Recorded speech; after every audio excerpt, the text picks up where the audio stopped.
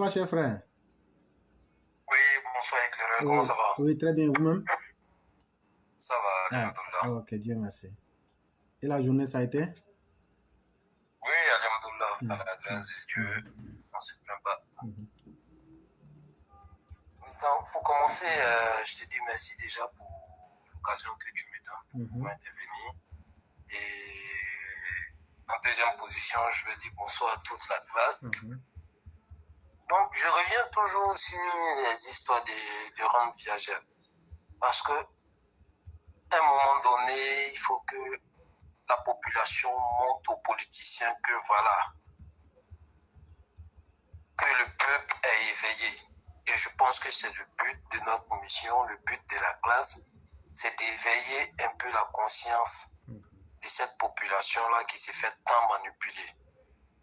Vous voyez un peu? mhm, Parce que combien de gouvernements qui sont passés et que la population n'était même pas au courant ou bien s'intéressait même pas à ces histoires de rentes viagères, sachant que c'est l'argent du contribuable même si c'est, on va dire, le budget du truc de la présidence et tout, mais la population a le droit aussi d'apporter son droit de regard. mhm.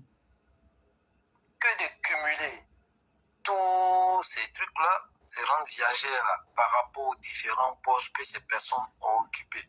Pourquoi ne pas prendre, c'est-à-dire la rente viagère la plus élevée pour pouvoir indemniser la personne, sachant très bien que, hormis la rente viagère, il y a d'autres privilèges encore, c'est-à-dire le personnel, le carburant, les trucs et tout, qui rentrent encore en ligne de compte.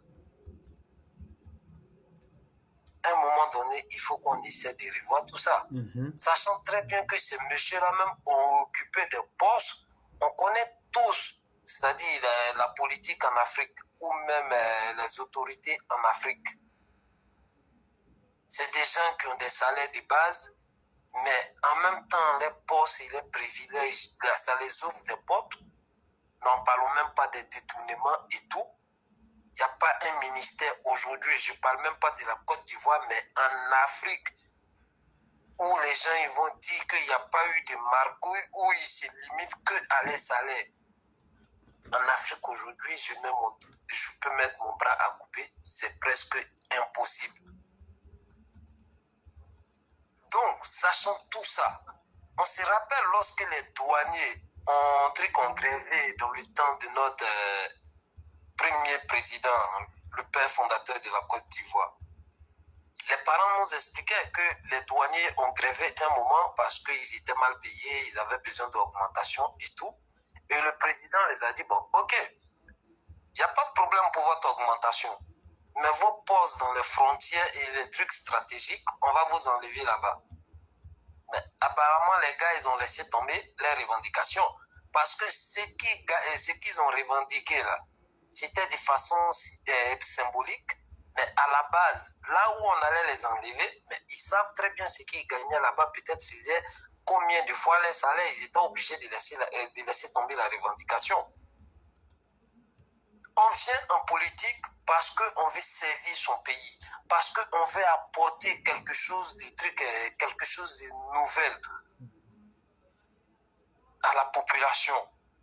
Mais on ne vient pas parce que c'est la société la plus sûre où on peut venir se servir et même après avoir servi même encore, c'est-à-dire au sein du truc de cette société-là, on continue toujours d'avoir les retombées de ça alors que la plupart peut-être n'ont même pas fait ce qu'il fallait.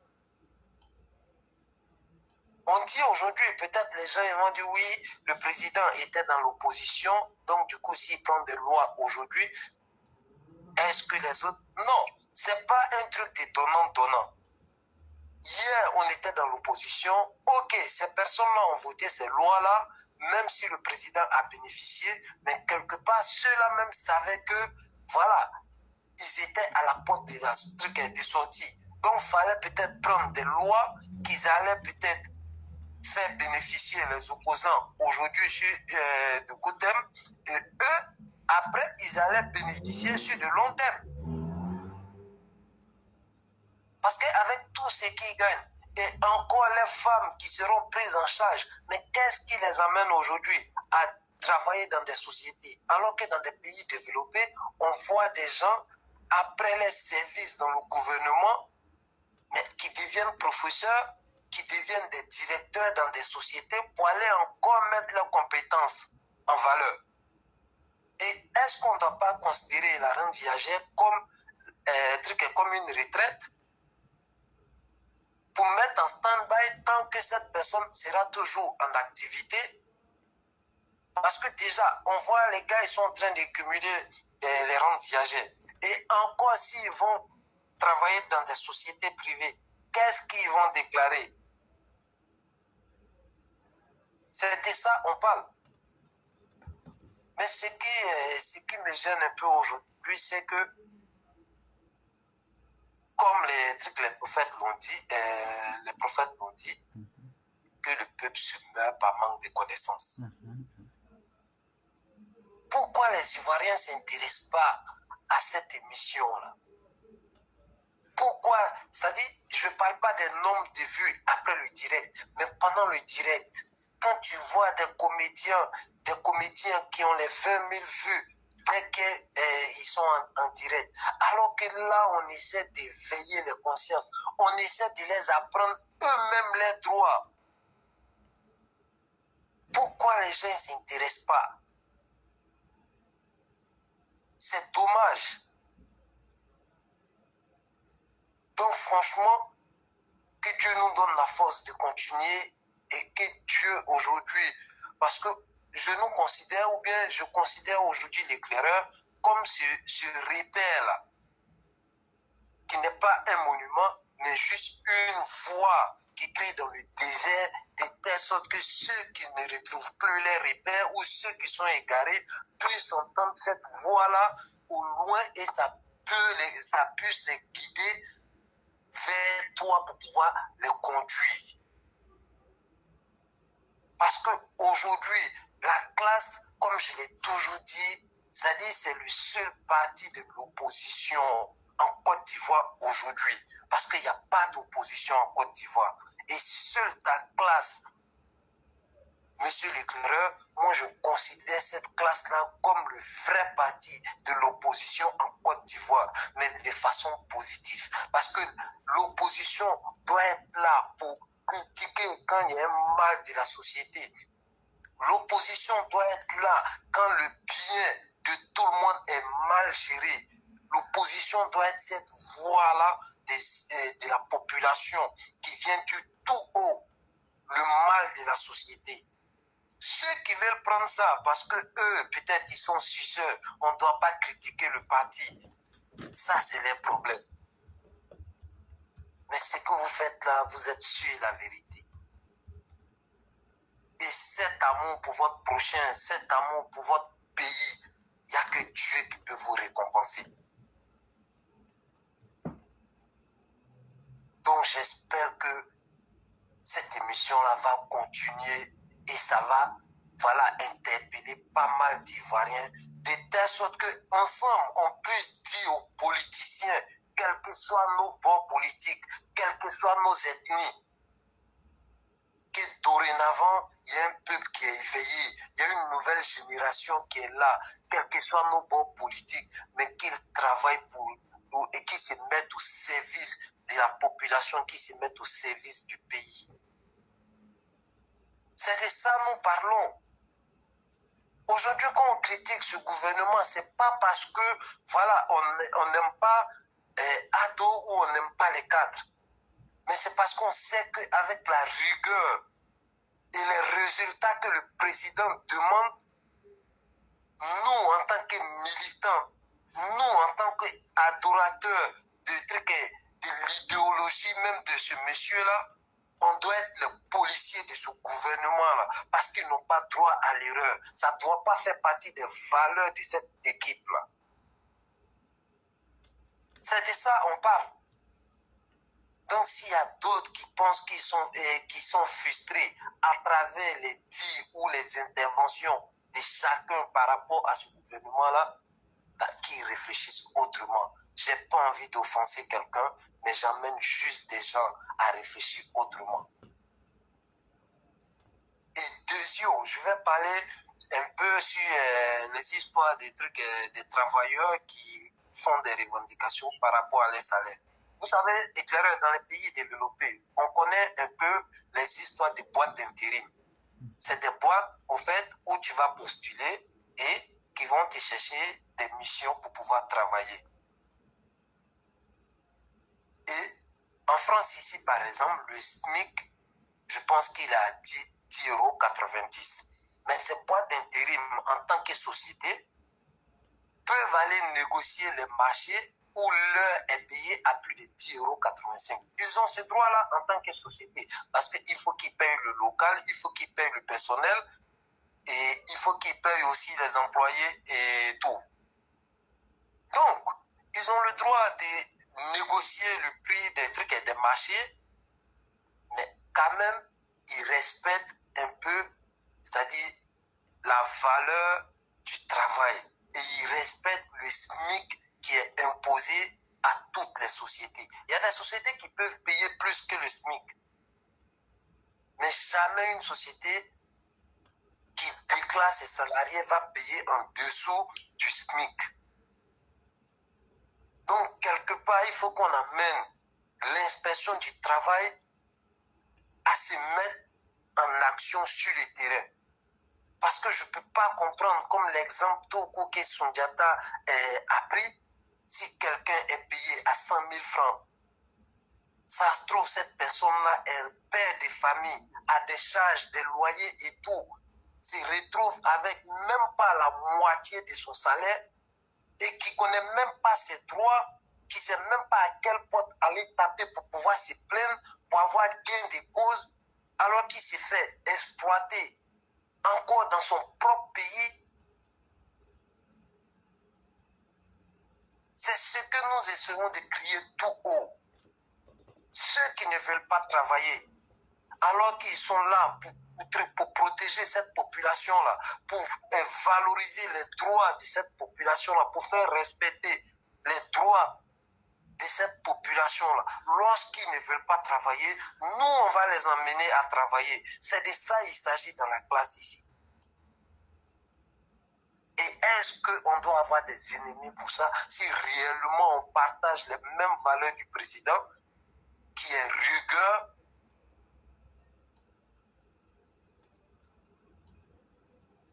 donc quelque part, je reviens aussi sur ce mot, pourquoi les autorités, je ne vais même pas parler du gouvernement, parce qu'aujourd'hui, on a, en tant que militant d'un parti, on a des responsables de ce parti-là qui peuvent nous appuyer de telle sorte que ce qu'on donne aujourd'hui comme revendication, qui peuvent nous appuyer pour encore dénoncer plus, voire même aller sur le terrain.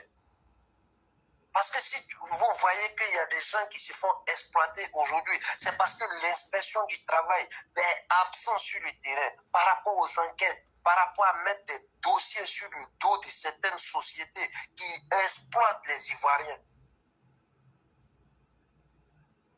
Donc je pense qu'on est... C'est-à-dire, on se sent mal à l'aise lorsqu'on entend que nos frères sont vendus comme du bétail dans des pays Maghreb et que encore dans notre propre pays, là même on s'est fait exploiter sous les yeux de nos autorités. Et qui s'indigne? Combien de personnes qui s'indignent par rapport à ça? Et ceux qui ont le courage de venir crier ça haut et fort et qui ont le courage même d'aller sur le terrain pour aller dénoncer ce genre de trucs-là, pourquoi ne pas les appuyer? Moi, j'ai connu des frères qui partaient travailler à la zone industrielle de Yopougon. Mais les Libanais les payaient avec quoi? C'est-à-dire, ce n'est même pas les bénéfices de la société qu'on prenait pour les payer, mais les barriques d'huile que les Aoucha venaient payer avec eux. Juste ça, l'argent de ça, payaient les ouvriers, les gars qu'on prenait pour la semaine. Mais le gars, il n'arrivait même pas à manger parce que pendant toute la semaine, il est obligé de prendre crédit devant la société où il travaillait là, à une femme qui vendait de la nourriture. Et quand on le paye, il est obligé de donner l'argent de la femme. Et lui-même, son transport, il déduit tout ça dedans, mais le gars, il n'a plus rien. Mais comment les gens peuvent se faire exploiter comme ça dans leur propre pays et qu'aujourd'hui, la majorité des cyberactivistes n'ont même pas le courage de venir faire des vidéos sur ça, que de parler de banalités. Il y a des sujets, oui, qui intéressaient les Ivoiriens lorsqu'on était en période de campagne. Mais aujourd'hui, on parle d'une réalité parce qu'on sait que ce président-là est notre, si je peux me permettre de le dire, est notre dernière chance pour apporter d'autres valeurs, pour envoyer d'autres trucs, d'autres conditions dans la politique, pour amener la population à dire aussi trucs aux autorités. Quel que soit votre poste que vous allez occuper, c'est nous, c'est grâce à nous, vous êtes là. Et aujourd'hui, vous n'avez pas droit à l'erreur parce que vous nous devez des comptes. Pourquoi les autres cyberactivistes ne se mettent pas au service de la population pour pouvoir les éveiller? Lorsqu'on critique aujourd'hui les membres du gouvernement, c'est en même temps dire aux opposants que voilà, si on ne laisse pas nous-mêmes, nos cadres, c'est que vous, on ne va même pas vous donner l'occasion de commettre l'erreur. Encore si vous avez la chance même de revenir sur la scène politique pour pouvoir diriger la Côte d'Ivoire un jour. Que de se cacher avec des trucs, des profils avatars. Oui, on ne veut pas peut-être vous connaître. On ne fait pas des vidéos pour faire connaissance avec vous parce qu'on veut vous expliquer nos problèmes. Non, mais on vous demande juste des valeurs. Et donc, si vous venez avec des comptes avatars sur le site, prenez en compte des revendications, même si vous ne suivez pas tout à la lettre, parce que voilà, nous ne sommes pas des trucs des autorités aussi, mais quand même, ça doit vous emmener à voir les choses sur d'autres angles. Et n'ignorez pas aussi les informations que les gens ils viennent donner ici, parce que même le soulard dans son vélodrome peut avoir des informations, mais qui peuvent être détaillées.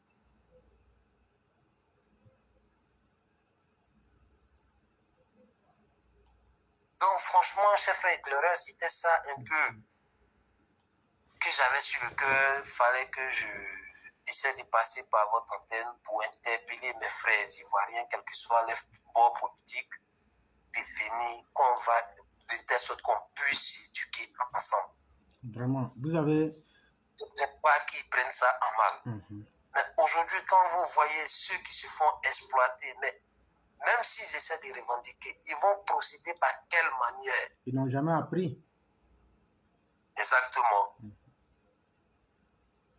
Et donc, quelque part, ces sociétés que je peux appeler les boîtes d'intérim là, vont toujours les exploiter. Et ça ne va pas aller quelque part parce que quelque part, ces personnes-là même n'ont pas dit qu'on revendique notre salaire, mais ils ignorent la majorité de leurs droits. Ils ignorent les procédés qu'ils doivent reprendre pour avoir gain de cause alors qu'ils ont bien raison. Donc pourquoi ne pas venir s'éduquer? Donc voilà un peu, chef, vraiment, ce que j'avais à dire. Merci beaucoup pour cette brillante intervention qui est pleine de sagesse. Et je crois que tu as déjà touché le point essentiel. Quelqu'un même qui ne veut pas évoluer dans sa vie, ça devient encore plus difficile d'aider cette personne-là. Et au-delà même de ce facteur encore, tu as déjà dit toute la réalité même de la vie. Et j'espère bien que ça a été tellement bien dit que je n'ai même pas envie d'en ajouter parce qu'après l'émission, je vais couper pour faire une émission spéciale sur ce que tu as dit parce que c'est très important. C'est très important. Vraiment, merci beaucoup. Ça a été vraiment un plaisir. Ça me va bien. Okay. Merci pour cette considération. Il n'y a pas de problème. Et voilà, je vais vous dire aussi que sur la page Facebook, sur la page Facebook, il dit sur la page Facebook, tous ceux qui vont là-bas, c'est avec ta voix qu'on ouvre la page Facebook. Parce que quand ils vont directement, la première page, c'est la dernière fois où tu as parlé, c'est ce qui est la page d'entrée. D'accord. Voilà, donc si tu vas sur la page Facebook, YouTube, pardon, je veux dire YouTube, tu pourras voir là-bas. On a plus d'1 million de vues dans les 2 dernières semaines. Oui, parce que la dernière fois, comme j'ai dit, parce que j'avais pas pris l'émission au début, tu vois, et c'est toujours au travail que j'essaie d'écouter ça en long et en large, tu vois. Mais je vais te dire un truc, parfois, l'émission me met mal à l'aise au travail. Pourquoi? Parce que après l'intervention de chaque personne qui participe à l'émission, mais parfois quand j'entends des interventions par rapport au mal de la société, par rapport au détournement, mais il y a une haine qui m'anime, qui fait que je suis mal à l'aise au travail. Et parfois, j'ai une collègue qui me dit, arrête d'écouter l'émission là au travail si tu sais que parfois, tout ce que les gars signalent comme mal là, tu ressens le mal de la société, arrête d'écouter ça au travail parce que ça se sent sur ton travail. Mais j'arrive pas parce que j'ai l'amour de mon prochain, j'ai l'amour de mon pays. Je me dis, aujourd'hui, on a une opportunité avec ce monsieur-là de pouvoir faire quelque chose, d'apporter le bonheur à tous les Ivoiriens. Et pourquoi il y en a encore qui n'ont pas encore compris ça, qui voient que les petites personnes. Mais bon, j'espère que Dieu va toucher le cœur de tous ces dirigeants effectivement. C'est ça aussi la vie. On ne peut pas être au même niveau de compréhension. Que d'avoir l'amour d'ici et du matériel d'ici-bas. On espère bien que les autres et les uns les autres pourront se ressaisir et comprendre qu'on est en train de faire le combat pour tout le monde. Vraiment, merci beaucoup. C'est moi qui te remercie par rapport à tout ce que tu fais. Vous passez une excellente soirée. Merci. À vous pareillement et bien de choses à toute la famille. Et je vais dire bonne soirée et bon week-end à toute la classe. Il n'y a pas de problème. Merci beaucoup. Toi, cher frère.